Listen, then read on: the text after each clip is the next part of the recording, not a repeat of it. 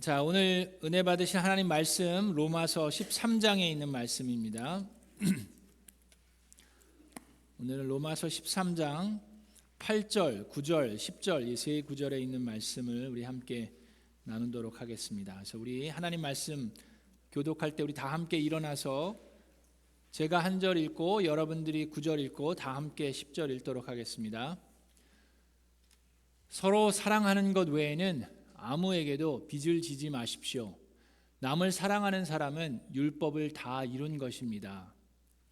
간음하지 말아라, 살인하지 말아라, 도둑질하지 말아라, 탐내지 말아라 하는 계명과 그 밖에 또 다른 계명이 있을지라도 모든 계명은 내 이웃을 내 몸과 같이 사랑하여라 하는 말씀에 요약되어 있습니다.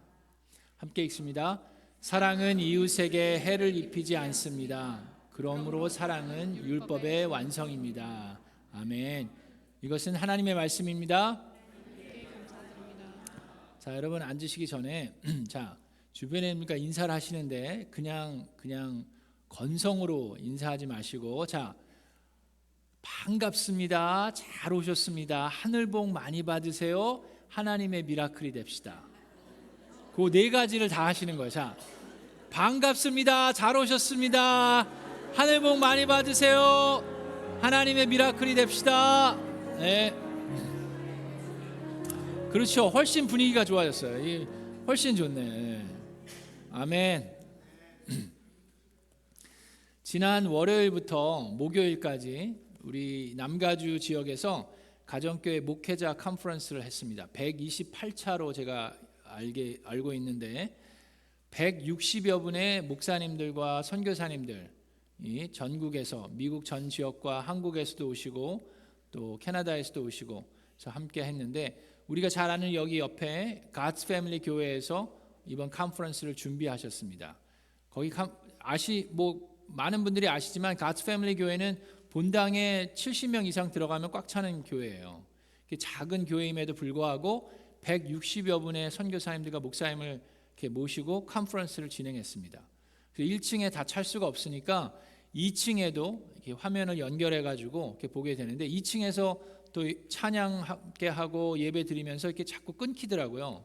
그럼에도 불구하고 함께 귀한 은혜의 시간을 가질 수 있었습니다. 그래서 그 하이라이트 영상이 있는데 우리 함께 잠시 보도록 하겠습니다. 그가 우리를 향해 걸으신다.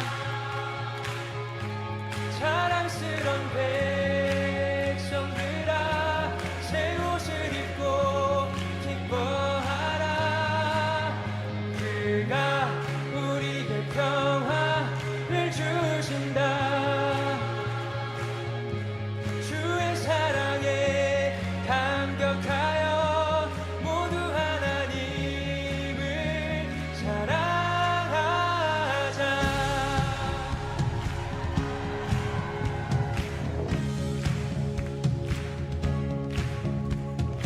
하늘을 건너 꿈속에서 보았던 평화의 땅, 아버지가 돌보시고 함께 계시는 아름다운 나라.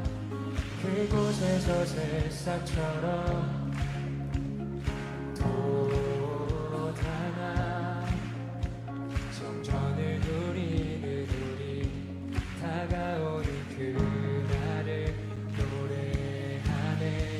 그곳에서 새싹처럼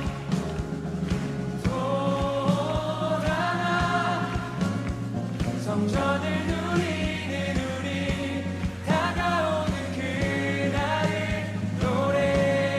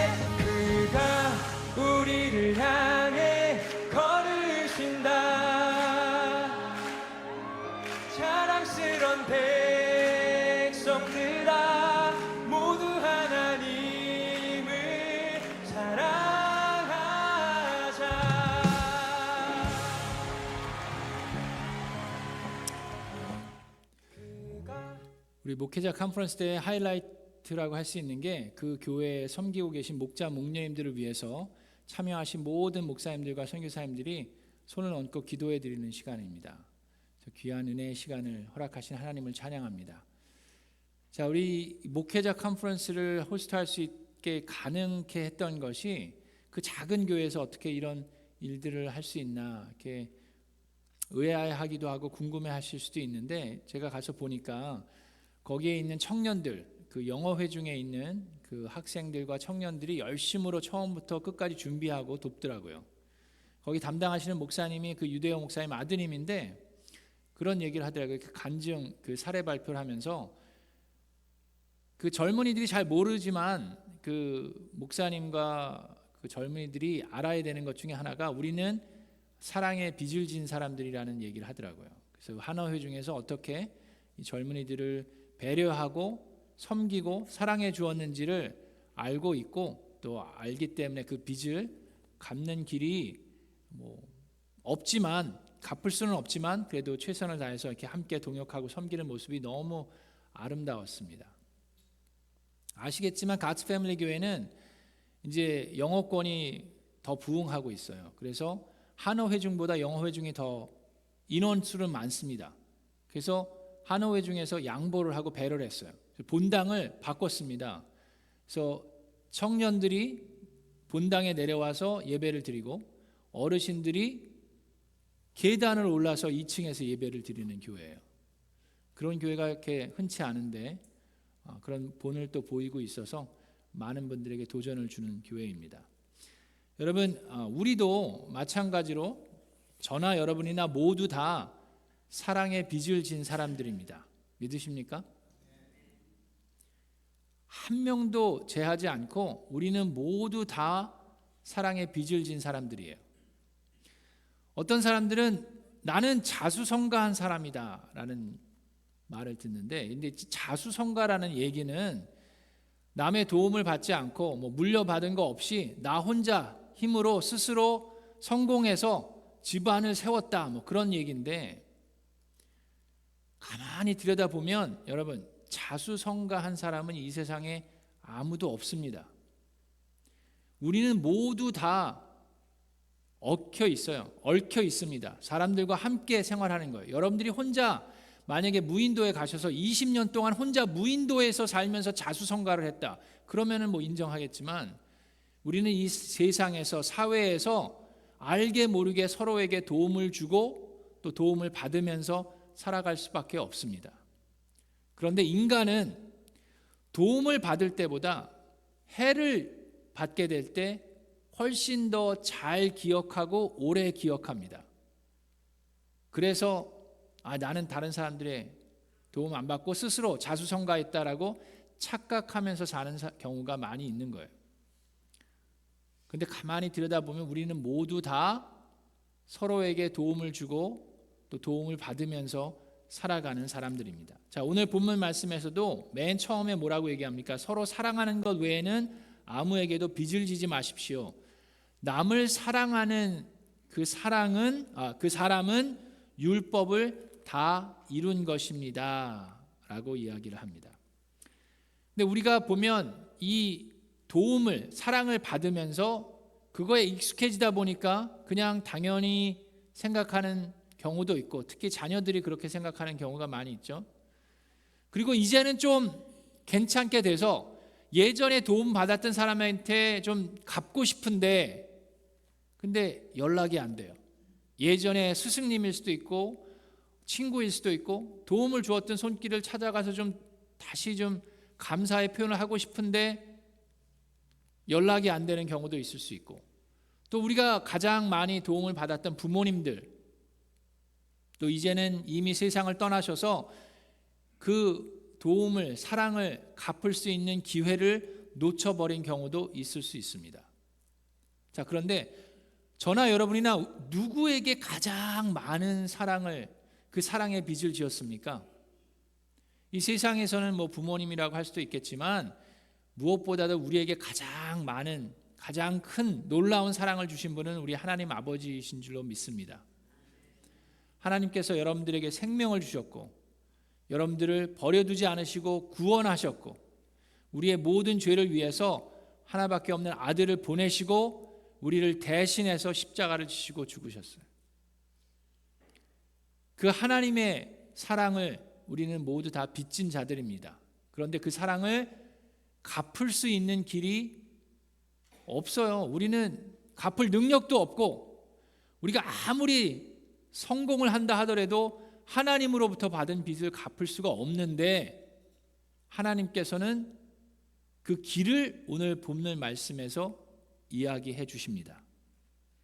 자, 오늘 본문 말씀에서 어떻게 얘기합니까? 남을 사랑하는 사람은 율법을 다 이룬 것이다 라고 얘기를 합니다. 이게 무슨 뜻입니까?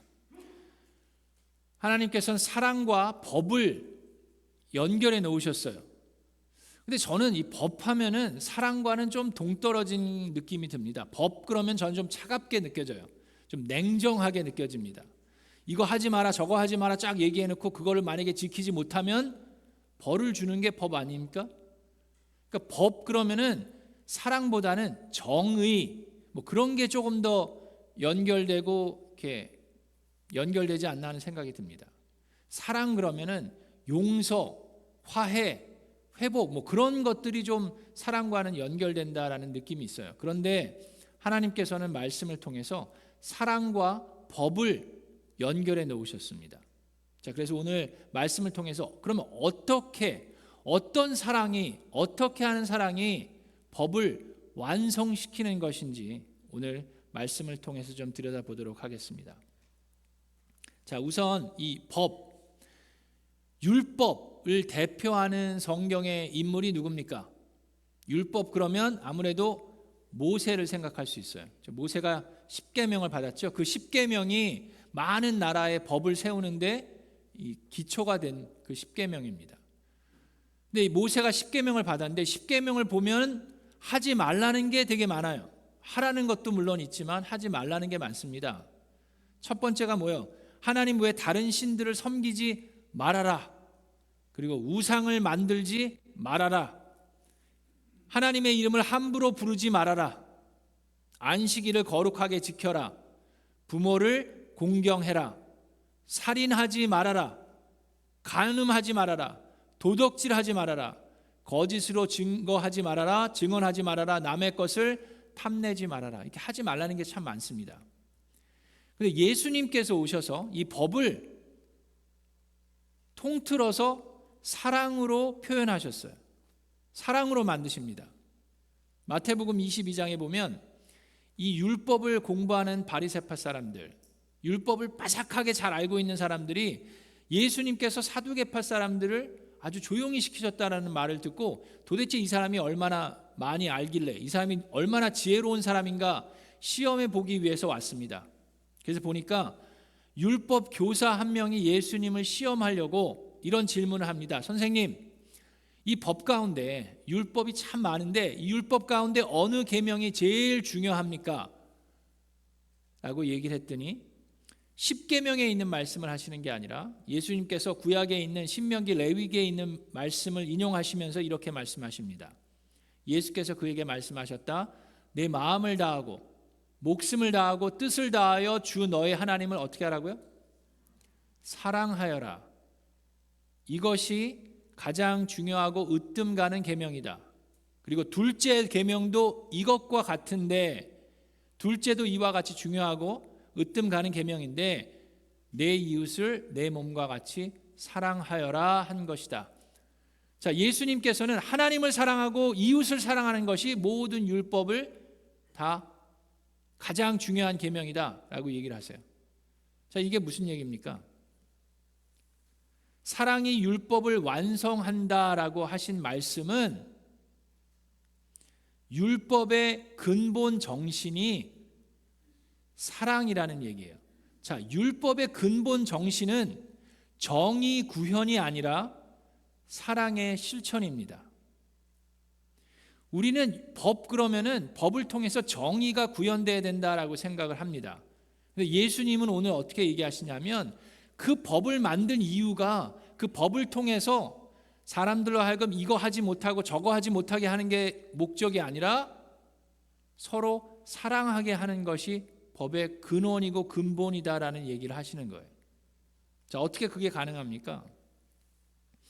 자, 로마서 13장 9절에 우리 본문 말씀 9절에 보면은 다른 사람을 해하는 그거에 대한 그 규율을 얘기하십니다.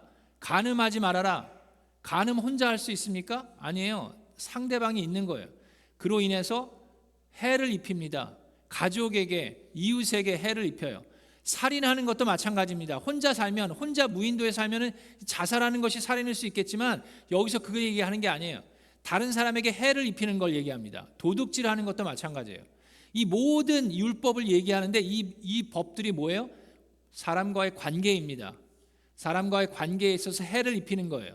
자, 그래서 사랑은 남에게 해를 입히는 것이 아니다라고 얘기를 하시면서 그 밖에 또 다른 계명이 있을지라도 그 외에도 다른 모든 계명이 있는데 모든 계명은 너의 이웃을 너의 몸과 같이 사랑하여라 하는 말씀에 요약되어 있다라는 얘기예요. 자, 이 얘기가 뭔 얘기입니까? 우리는 뭐에 집중합니까?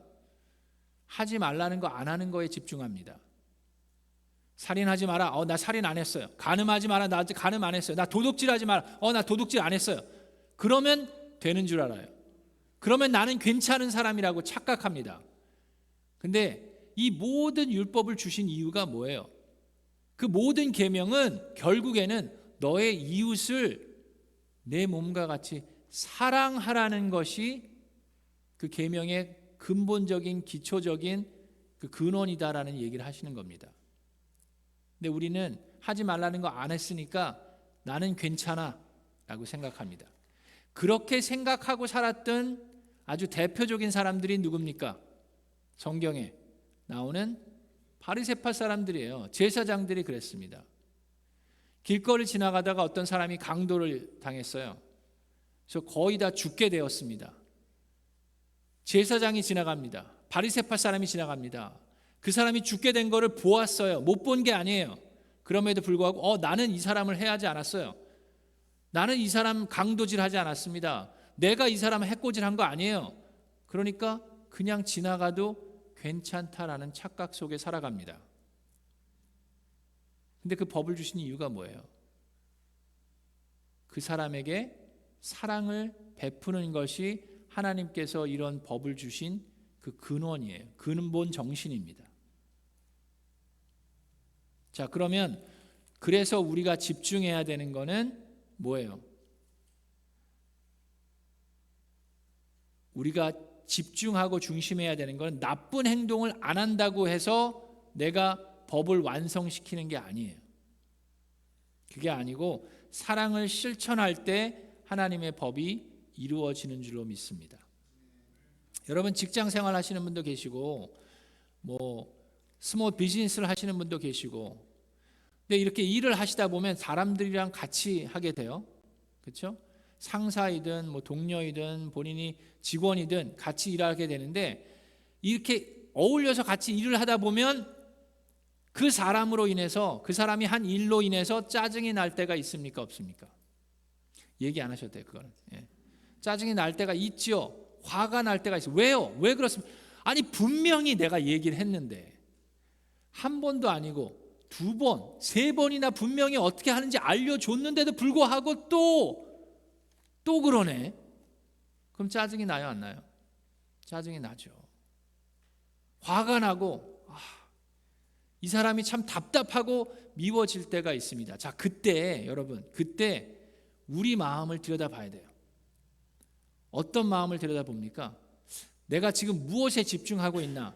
내가 지금 이 일에, 태스크에 집중하면서 저 사람이 미워지고 있지는 않는지를 보면서 우리가 생각해야 되는 게 있어요. 내가 정말 이 일이 너무 중요하다 보니까 저 사람을, 저 영혼을 불쌍히 여기고 사랑하고자 하는 마음이 없는가? 내가 누군가를 정말로 그리스도 안에서 사랑하면 그 사람이 실수하고 잘못했을 때 어떻게 됩니까? 그냥 내버려 두는 게 아니에요. 실수하고 잘못했다고 내버려 두는 게 아니라 잘할 수 있도록 도와주어야 합니다. 알려주기도 하고 격려도 해주고 도와주고 훈육도 해야 되면 할 수 있지만 bottom line은 내가 그를 사랑하는 마음이 있는지 아니면 이용해 먹으려고 하는 마음이 있는지를 들여다볼 수 있어야 돼요. 그래서 하나님께서 오늘 주신 말씀이 뭐예요? 이 모든 계명은 내 이웃을 어떻게 하라고요? 너의 몸과 같이 사랑하여라. 사랑에 집중하고 있습니다. 뭘 해라 하지 마라가 아니라. 자, 그런데 내 이웃을 내 몸과 같이 사랑하여라 하는 이 말씀, 너무 많이 들어보신 말씀인데 이것도 올바로 해석하는 게 필요해요. 많은 사람들이 저를 비롯해서 내 이웃을 내 몸과 같이 사랑하라 그 얘기가 있기 때문에 내 자신을, 우리가 남을 사랑하기 위해서는 내 자신을 먼저 사랑해야 된다라고 이야기하고 저도 그렇게 얘기한 적이 있습니다. 근데 그것도 뭐 틀린 말은 아니에요. 그런데 알아야 하는 것은 예수님께서 마태복음에 하신 그 말씀은 자격지심이 있거나 우울증에 있는 사람, 자기 자신을 그렇게 사랑하지 못하는 사람, 그 사람들을 염두에 두고 하신 말씀이 아닙니다. 대부분의 사람은 그 반대예요. 자신을 너무 사랑하는 사람들, 그냥 자신을 너무 사랑하는 게 아니라 자신만을 사랑하는 사람들, 그 사람들을 염두에 두시고 너 자신을 사랑하는 그만큼 너는 이웃을, 남을 사랑할 때 하나님의 법이 완성된다라는 얘기를 하시는 거예요.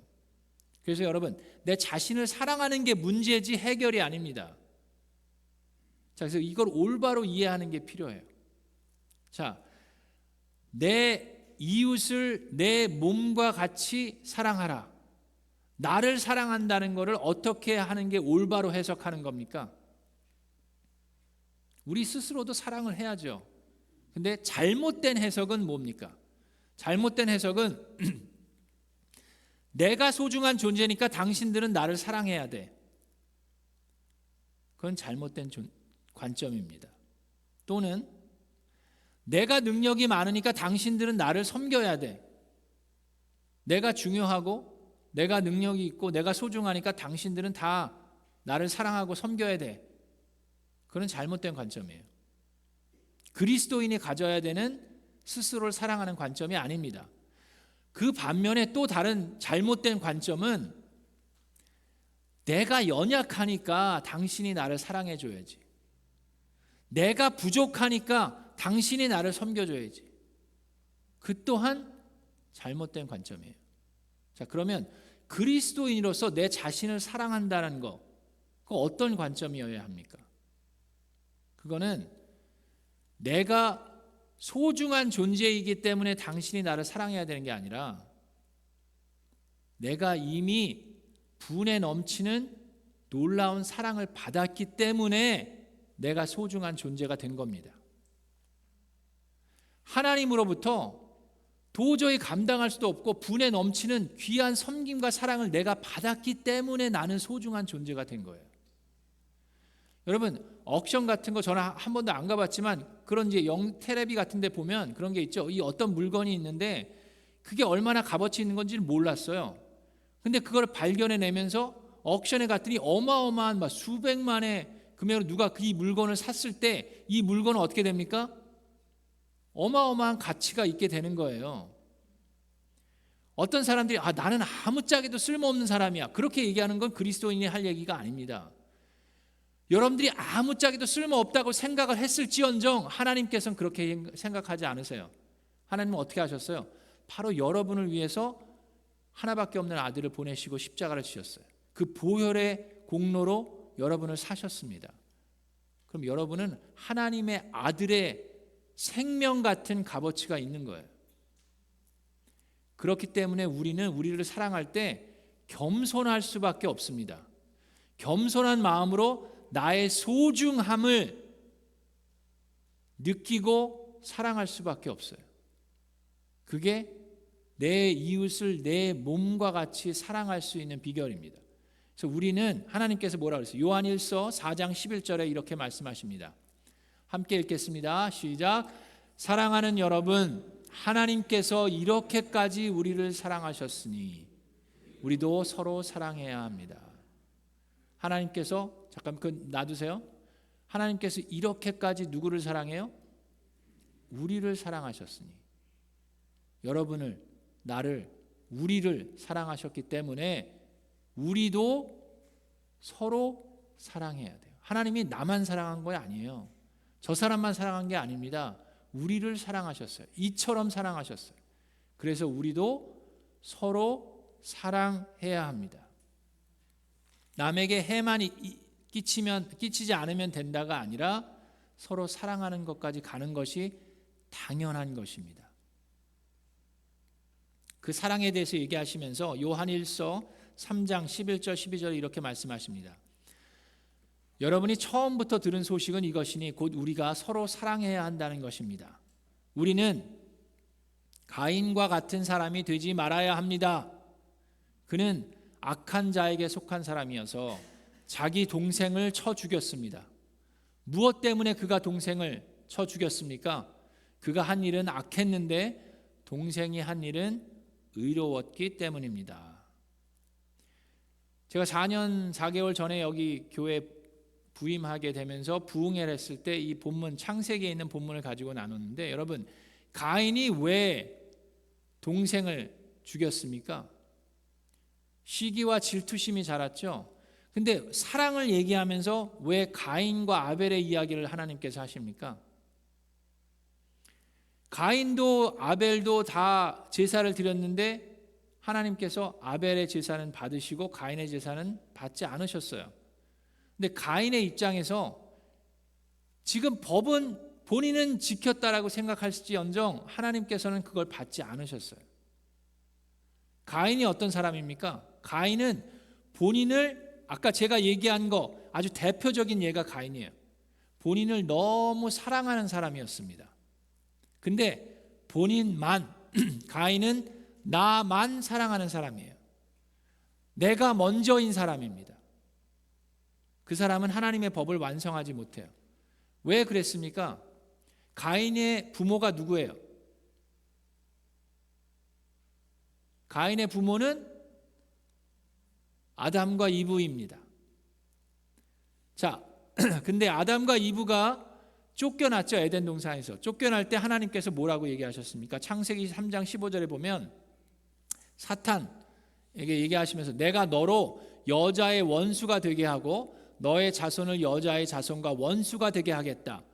여자의 자손은 너의 머리를 상하게 하고 너는 여자의 자손의 발꿈치를 상하게 할 것이다. 이 예언의 말씀을 하시는데, 자, 그때 아담과 이브가 사탄과 함께 이 이야기를 듣고 있어요. 이브의 입장에서는 자기의 자손이 나를 현혹해서 죄에 빠지게 했던 이 사탄의 머리를 상하게 할 거라는 마음을 품게 됩니다. 그리고 나서 누구를 낳았어요? 가인을 낳았어요. 그래서 가인에게, 이브의 입장에서는, 아담과 이브의 입장에서는 이 가인이 바로 누구예요? 이 사탄 머리를 상하게 할 아들인 거예요. 그렇게 오해할 수 있습니다. 그래서 이름을 어떻게 줬어요? 가인이라는 이름이 어떤 이름이에요? 얻었다라는 이름이에요. 드디어 내가 얻었구나. 나의 자손이 이 사탄 마귀를 상하게 할 텐데 그 아들이 가인이라고 착각했습니다. 가인의 입장에서는 태어나면 내가 I am it, 그 마음이 있는 거예요. 내가 그 예언의 그 약속의 말씀으로 태어난 아들이 바로 나다 라는 생각이 있습니다. 아벨은 어땠는지 아세요? 아벨의 이름은 뜻이 아무 뜻이 없습니다. 그냥 그게 뜻이에요. 아벨은 그냥 저기 있어도 되는 거예요. 가인의 입장에서는 가인이 중요하지 아벨은 중요하지가 않아요. 그래서 죄를 범한 다음에 하나님께서 네 동생이 어디에 있느냐라고 얘기했을 때 가인이 뭐라고 얘기합니까? 아니, 답답해하면서 내가 내 동생 지키는 사람입니까? 라고 얘기를 해요. 내 동생이 나를 섬겨야지. 근데 하나님께서 뭐라고 해요? 너의 동생을 케어하고 사랑하는 게 그게 하나님의 뜻이고 그게 법이에요. 근데 나만 중요하고 나만 사랑하는 가인의 모습을 악하다라고 하나님께서 말씀하십니다. 그래서 우리는 가인처럼 되지 말아야 한다라고 얘기를 해요. 요한일서 3장 15절에 자기 형제 자매를 미워하는 사람은 누구나 살인하는 사람입니다. 살인하는 사람은 누구나 그 속에 영원한 생명이 머물러 있지 않다는 것을 여러분은 압니다. 자녀된 여러분, 우리는 말이나 혀로 사랑하지 말고 행동과 진실함으로 사랑합시다. 사랑하는 여러분, 4장 7절에 서로 사랑합시다. 사랑은 하나님에게서 난 것입니다. 사랑하는 사람은 다 하나님에게서 났고 하나님을 압니다. 사랑하지 않는 사람은 하나님을 알지 못합니다. 하나님은 사랑이시기 때문입니다. 하나님의 사랑이 우리에게 이렇게 드러났으니 곧 하나님이 자기 외아들을 세상에 보내주셔서 우리로 하여금 그로 말미암아 살게 해 주신 것입니다. 사랑은 이 사실에 있으니 곧 우리가 하나님을 사랑한 것이 아니라 하나님이 우리를 사랑하셔서 자기 아들을 보내어 우리의 죄를 위하여 화목 제물이 되게 하신 것입니다. 우리가 바로 이 사랑을 먼저 깨달아야 그럴 때 우리는 하나님의 법을 이루어 나갈 수 있는 거고 내 이웃을 우리의 몸과 같이 사랑할 수 있는 겁니다. 그게 억지로가 아니라 자연스럽게 나타날 수 있어요. 그래서 사랑하는 여러분, 하나님께서 이렇게까지 우리를 사랑하셨으니 우리도 서로 사랑해야 합니다. 4장 12절 함께 읽겠습니다. 지금까지 하나님을 본 사람은 없습니다. 그러나 우리가 서로 사랑하면 하나님이 우리 가운데 계시고 또 하나님의 사랑이 우리 가운데서 완성된 것입니다. 제가 설교하면서 맨 처음에 뭐라 그랬어요? 하나님으로부터 우리는 모두 다 사랑의 빚을 진 사람들인데 그 빚을 갚을 길이 없다라고 얘기합니다. 우리의 입장에서 그 빚을 갚을 길이 없는데 하나님께서는 길을 내어 주셨어요. 나에게, 하나님에게 직접 갚지는 못한다 하더라도 하나님이 사랑하는 그 사람들을 섬기고 사랑하면 그것이 바로 우리가 하나님께 빚을 갚을 수 있는 길이라고 얘기해 주십니다. 목회자 컨퍼런스 때 은혜 받은 게 그거였어요. 그 젊은이들이 그 목사님들, 선교사님들을 열심으로 섬기면서 그들이 받은 사랑, 부모 세대로부터 받은 사랑을 조금이라도 기쁜 마음으로, 감사한 마음으로 섬겨드리고자 하는 그런 자원하는 마음이 참 많은 사람들에게 감동을 줍니다. 그래서 그 작은 교회임에도 불구하고 그 많은 하나님의 일꾼들을 세우고 섬길 수 있었어요. 요한일서 4장 12절에 있는 말씀 우리 다 함께 한 번 더 읽고 오늘 말씀 마치려고 합니다. 4장 12절 말씀 다시 한번 보여주세요. 함께 읽겠습니다. 지금까지 하나님을 본 사람은 없습니다. 그러나 우리가 서로 사랑하면 하나님이 우리 가운데 계시고 또 하나님의 사랑이 우리 가운데서 완성된 것입니다. 아멘. 우리 귀한 말씀 생각하면서 다 함께 일어나서 그 크신 하나님의 사랑 말로 다 형용 못하네. 저 높고 높은 별을 넘어 이 낮고 낮은 땅 위에 우리 찬양팀 올라오시고 함께 찬양하겠습니다. 죄 범한 영혼 구하려 그 아들 보내사 화목제물 삼으시고 죄 용서하셨네. 하나님 크신 사랑은 측량 다 못하네. 영원히 변치 않는 사랑 성도여 찬양하세. 우리 다 함께 찬양하겠습니다.